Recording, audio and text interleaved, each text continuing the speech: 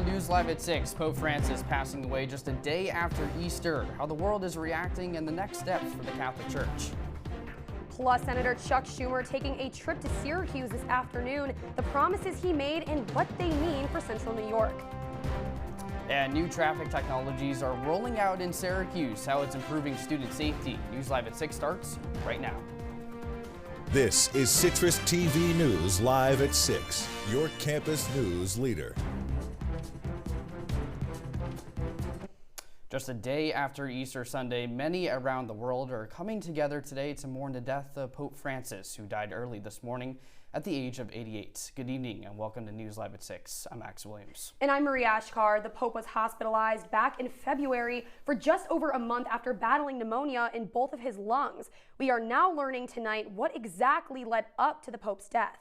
Yeah, let's get right to Mike Lamort, who has those details for us. Hey, Mike, what is the Vatican saying about his death today? Max, we're learning in a press release provided by the Vatican earlier today the extent to all the health concerns that led up to the death of Pope Francis. Around 7:30 this morning, that death certificate being released, announcing that Pope Francis fell into a coma after suffering from a severe stroke, also leading to heart failure that doctors just could not revive him from. That death certificate also mentioning prior health concerns. As Marie mentioned earlier, Pope Francis was hospitalized earlier this year dealing with severe pneumonia and respiratory failure, and as well as diabetes concerns throughout his papacy that led through, after the hospitalization, when he returned to his papacy, even more health concerns. Despite all of that, Pope Francis spent his last day on Easter Sunday, which is a day very special throughout Christianity, all throughout the world, giving a speech in the Vatican, calling for peace, something he's just been known to do throughout his entire papacy. Now, Mike, what do we know about the Pope's passing? Well, we do know that a conclave must take place to elect a new pope, but even before that can happen, over the next 9 days, Christians will gather across the world right to the Vatican to celebrate the life of Pope Francis. First, church bells will rhyme all throughout the Vatican, happening today and right now to signify the Pope's passing. He will also be prepared for viewings over in the St. Peter's Basilica over the next 3 days, where there will be public viewings. And finally, the funeral to celebrate his life, in which world leaders will gather. President Donald Trump just announced a couple hours earlier that he will be in attendance for that funeral. Only after then can that conclave begin, in which over 120 cardinals will gather to the Vatican to vote on a new pope. That is when they'll be cut off from the rest of the world. They'll vote up to 4 times a day to elect a new pope. We will not hear from them until each of those votes are done through a chimney where black smoke or white smoke will be released. Black smoke signifying that a pope has not been selected, only until we see white smoke, like we did when Pope Francis was elected pope. After 2 days will a pope be elected. From right outside the SU Catholic Center, Mike Lamort, CitrusTV News. All right, Mike Lamort, thank you. Senator Chuck Schumer visited Syracuse earlier today to discuss his plans to battle the Trump administration's tariffs. Our Roman Verna has the story. Yeah, that's right, Max and Marie. Senator Schumer meeting with restaurant owners, importers, and all sorts of Syracuse locals and government officials right behind me at the Emerald Cocktail Kitchen to discuss the impact of tariffs right here in CNY. So this is lose-lose. Senator Schumer today making his stance on tariffs clear. He says they've got to go. Trump's tariffs are a tax increase, a dramatic tax increase on American families, and it hurts the upstate economy. Michelle Roche, owner of the Cocktail Kitchen, says these tariffs threaten her business. Tariffs have created the same kind of stress and uncertainty we felt during the pandemic. Customers are watching their wallets, staff are taking home smaller tips, and we've had to cut back on bulk orders. Also taking the podium, Tom Scazafava from 1812 Brewing. He says his brewery relies on imports for their product. These glass bottles are sourced from Quebec, This aluminum that the senator mentioned is, in this case, comes from Ontario. Skazafava also saying those retaliatory tariffs are closing some of their markets. This product got stripped off the shelves in Ontario because it's made in America. So that's the one certainty that we now know. Now, Schumer also said when he gets back into Congress next week, the first item on his agenda is to remove these tariffs for good. That's all I have for now, guys. Though, reporting from Tipperary Hill, Roman Verna, Citrus TV News. And I will not sign a state budget. I've said this from the very beginning, that does not fight these federal changes and put New Yorkers first. And I'm going to cut taxes. Let's start with cutting your tax burden. Let's put more money back in your pockets and make our communities safer. These fights are more important now than ever before. That was Governor Kathy Hochul right there in Rochester today. She rallied with community leaders to demand a state budget deal that helps make New York safer and more affordable. Hochul says with the cost of living on the rise, she aims to put billions back into the pockets of New Yorkers. Her agenda includes things like middle-class tax cuts, expanding child tax credit, and providing inflation refund checks. Hochul says she will not sign the budget deal if it does not focus on public safety.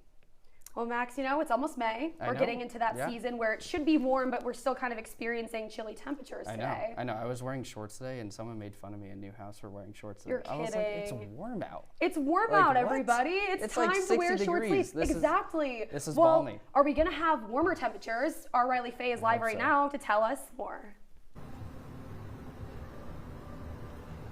Yeah, thanks, Max and Marie. Keyword was. It definitely was warm outside. In my tank top right now, I'm pretty chilly. It's gotten kind of dark with the clouds.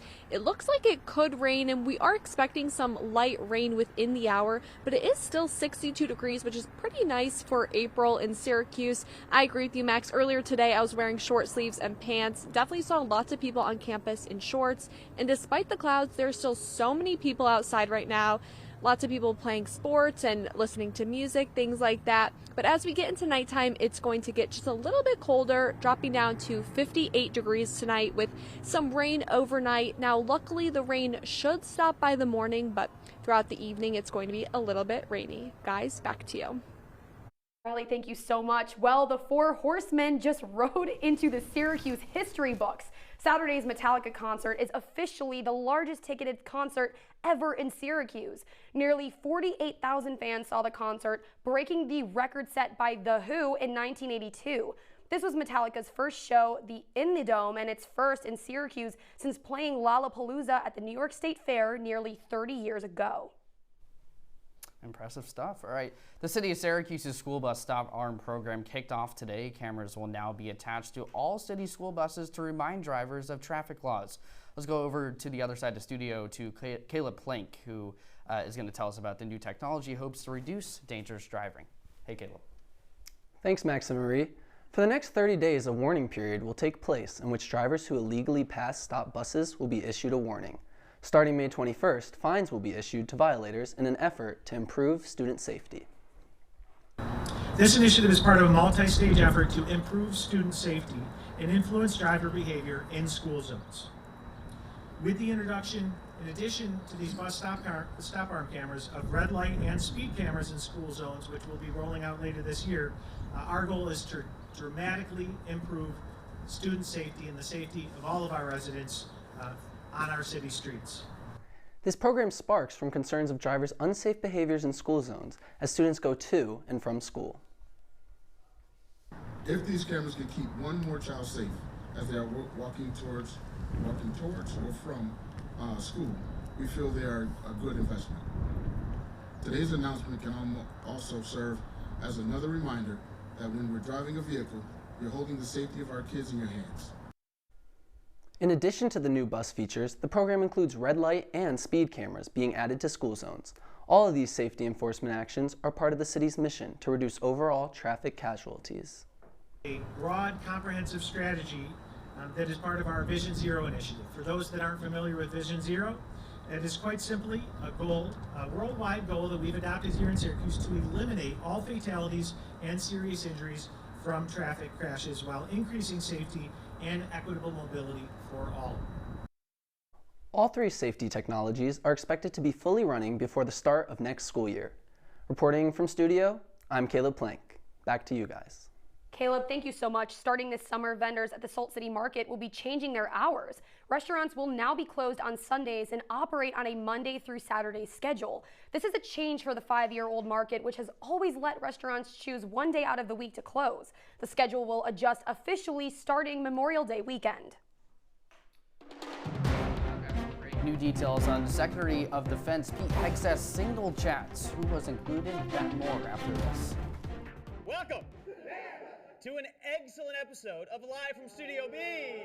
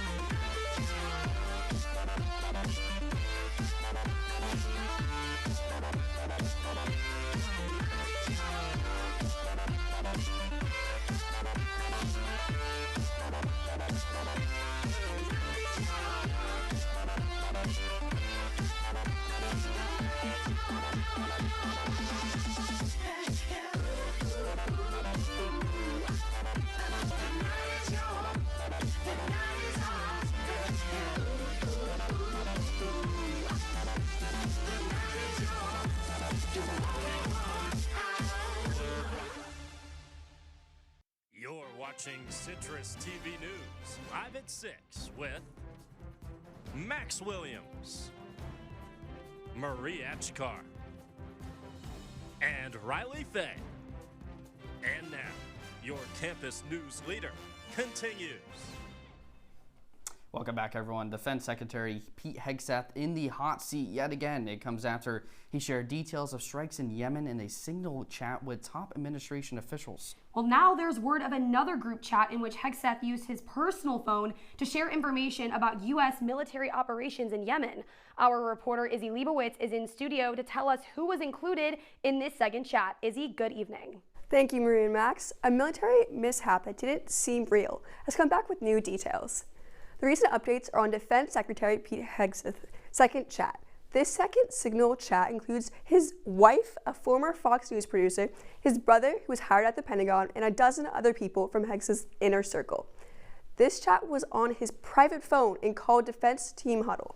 It included the same attack plans as in the chat with the Atlantic editor last month. Concerns were brought up about this chat before, and Hegseth's aides had warned him prior to this not to discuss classified details in his signal group chats. Listen to Hegseth's response. This is what the media does. They take anonymous sources from disgruntled former employees, and then they try to slash and burn people and ruin their reputations. Not going to work with me.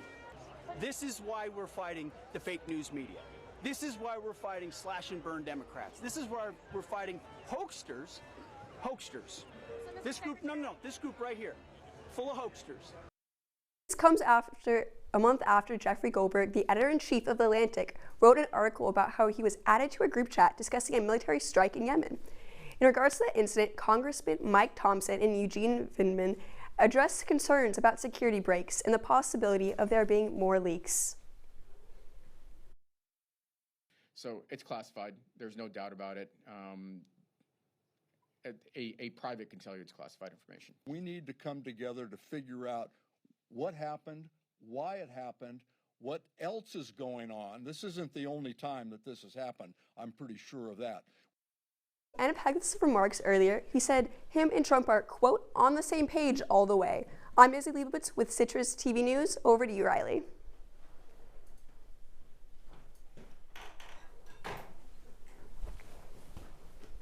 Coming up on News Live at 6, we will have a look at your 5-day forecast. Make sure to stick with us. They said a bottle was just a bottle.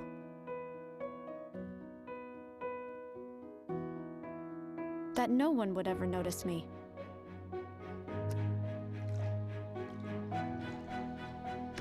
But I knew I could be more.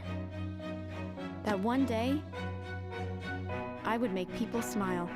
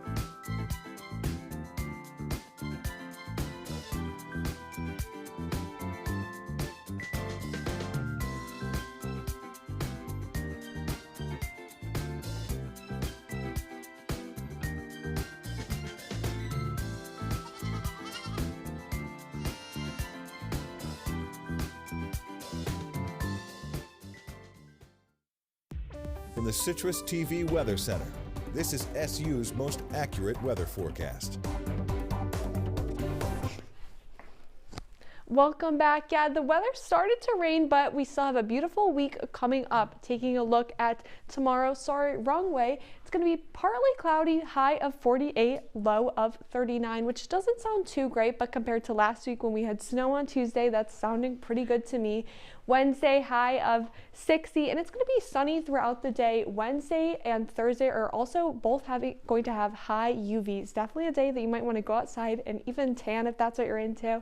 Friday, high of 78, almost 80 degrees, low of 57 though, and unfortunately Saturday we do have some rain, but for right now it's just going to be in the morning, and that's a high of 59. Taking a look around the region, it's pretty much the same throughout. Syracuse, we got lucky, about 66 outside.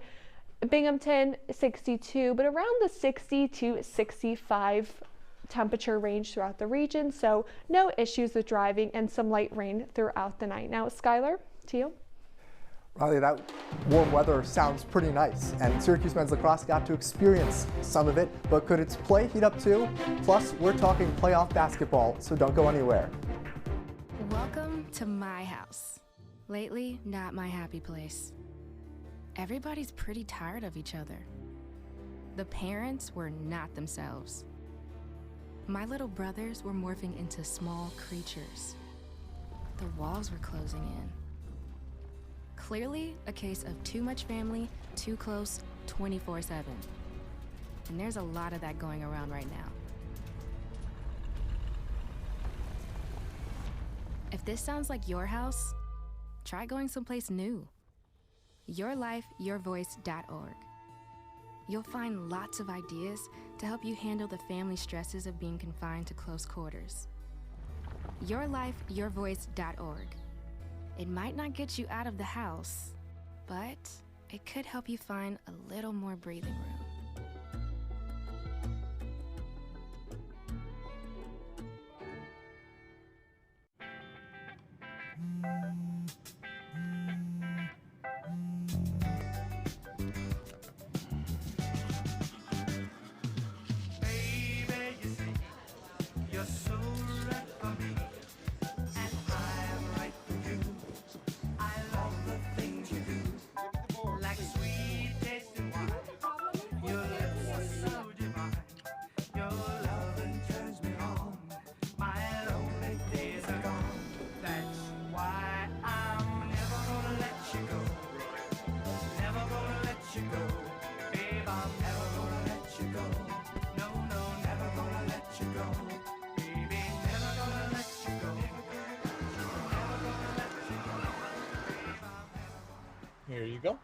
Thank you. Thank you.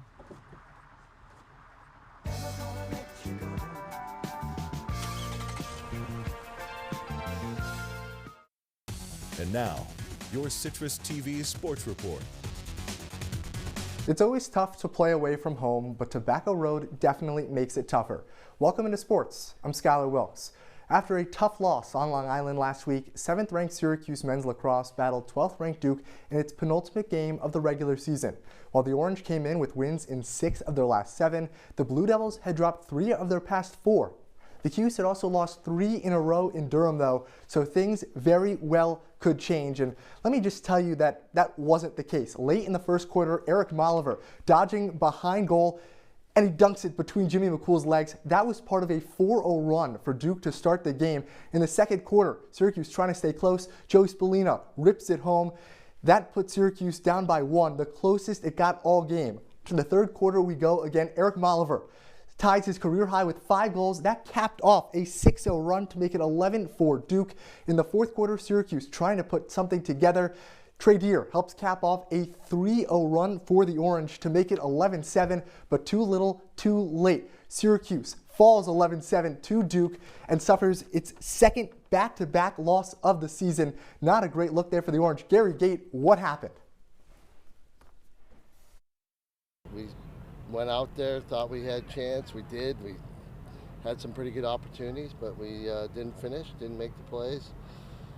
Missed a couple, face off out of bounds, things like that we had it and we just didn't put it in our stick, and it just wasn't a well executed game on our part. Well, some of that poorly executed part starts with turnovers. SU gave away the ball 18 times, which matched its season high. Those mistakes really came to bite the Orange when they had 6 in the third quarter alone. Surprise, surprise, Syracuse was outscored 4-0 in that frame. Overall, 7 points is tied for the lowest total this season by Gary Gates' squad. That certainly won't fly in its meeting with number 8 North Carolina this weekend. The Tar Heels have the 4th best scoring defense in the entire country.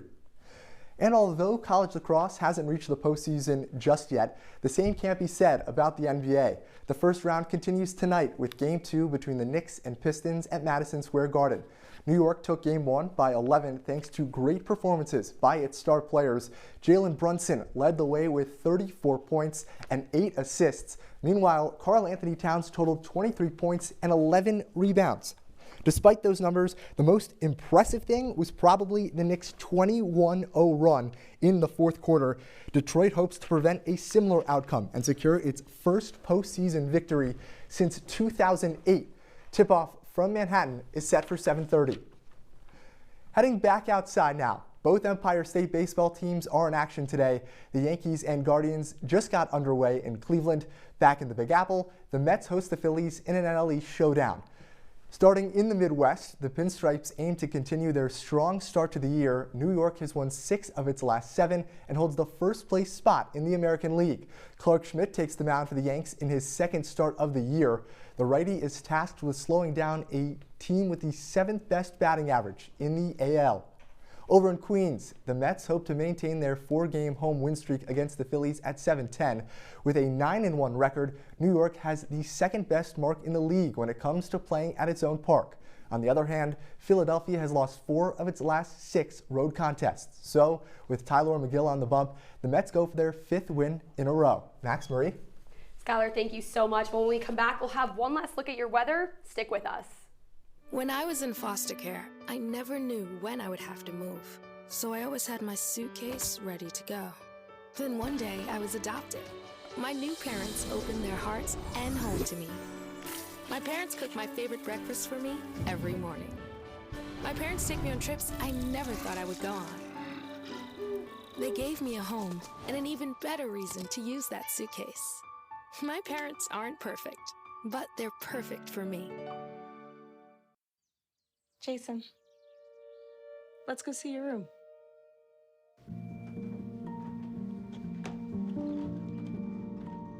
What do you think? We kept it a little spare, so you can decorate it how you like.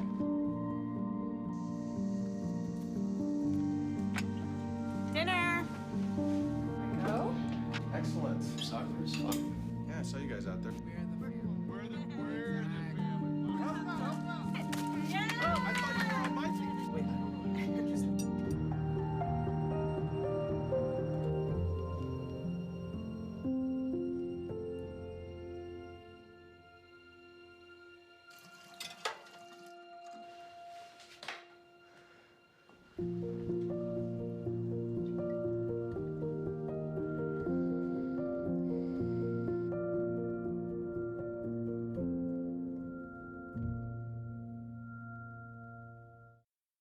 Welcome back to News Live at 6. So tomorrow morning it's going to start at about 51 degrees. We should have a pretty clear morning. Tomorrow throughout the day though, it is going to be kind of humid, getting to about 57 degrees. So still a pretty nice April day in Syracuse. Definitely want to layer up. And later in the week we'll get into those more summer-like temperatures reaching almost 80 degrees. Now unfortunately with summer does come the last Monday News Live at 6 for this semester and Max and Marie's final News Live at 6. So some special guests had some special words.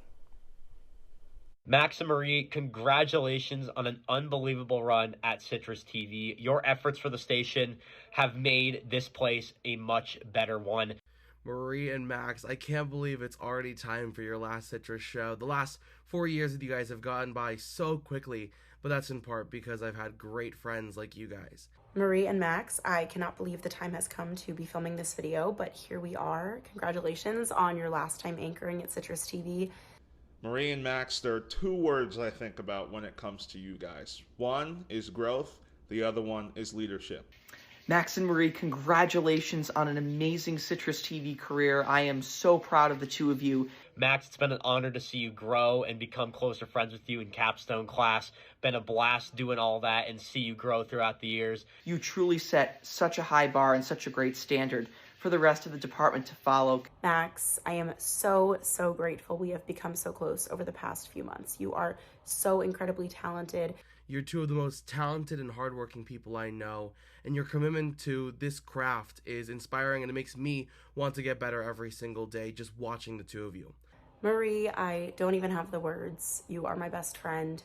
Watching you fall in love with producing and just find your passion over the past 4 years has been so incredible to see. Marie, you know, I like to tell people I came into college with a brother, and now I leave with a sister. And I'm just so grateful that Citrus TV brought me to you because my life truly would not be the same without you in it.